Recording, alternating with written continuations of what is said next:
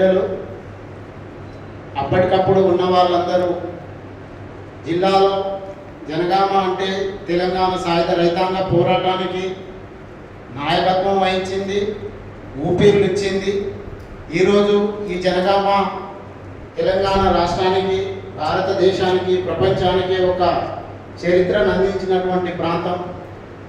ఇక్కడ మన జాతి మీద జరుగుతున్న కుట్రలను, ఆత్మాభిమానాన్ని, ఆత్మగౌరవాన్ని కించపరుస్తూ రాజ్యాంగాన్ని, పార్లమెంటును అవహేళన చేస్తున్నటువంటి సోయం బాబురావు, అదేవిధంగా తెల్లం వెంకట్రావు, వీరి వెనకాల ఉండి వీరిని ప్రోత్సహిస్తూ వాళ్ళకు బలం చేకూరుస్తూ పనిచేస్తున్నటువంటి అగ్రవర్ణాలు, వీరికి వ్యతిరేకంగా భవిష్యత్తులో లంబాడ జాతికి, లంబాడ తెగకు వ్యతిరేకంగా మాట్లాడడానికి కూడా భయపడే విధంగా జనగామ జిల్లాలో ఉన్నటువంటి బంజారా బిడ్డలు ఐక్యంగా రేపు రాష్ట్రానికి, దేశానికి ఒక దిక్సూచిగా, మార్గదర్శకంగా నిలవాల్సిన అవసరం ఉన్నదని, అత్యవసరంగా 2 రోజుల్లోనే ఖచ్చితంగా మనం మొత్తం మన జాతి బిడ్డలతోని రౌండ్ టేబుల్ సమావేశం నిర్వహించి తర్వాత మళ్ళీ తేదీలు నిర్ణయించుకొని శాంతియుతంగా ప్రభుత్వానికి,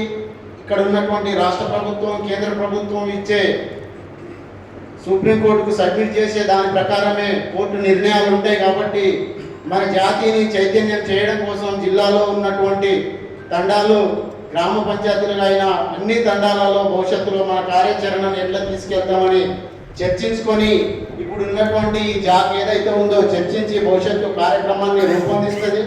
ఆ కార్యక్రమాన్ని ప్రతి ఒక్క బంజారా బిడ్డ, లంబాడి బిడ్డ తన వ్యక్తిగత బాధ్యతగా భావించి ముందు జాతి, తర్వాత మనం, తర్వాతనే 3వ స్థానంలోనే రాజకీయ పార్టీగా ఉంటే మన జాతికి, మన పిల్లలకు, భవిష్యత్తు తరాలకు ఉపయోగకరంగా ఉంటుందని భావిస్తూ ఈరోజు ఉదయం నుండి ఇప్పటి వరకు ఓపికగా ఉండి ఈ కార్యక్రమాన్ని జయప్రదం చేసిన మీ అందరికీ విచ్చేసిన ప్రతి ఒక్కరికి సుమారుగా 180 మంది ఇక్కడ హాజరైనట్టు మా రికార్డులో, బుక్లో ఉన్నది. కాబట్టి వచ్చిన వారందరికీ పేరు పేరున ప్రత్యేక ధన్యవాదాలు తెలియజేస్తూ ఇంతటితో ఈ రౌండ్ టేబుల్ సమావేశాన్ని ముగిస్తున్నట్లు ప్రకటిస్తున్నాం.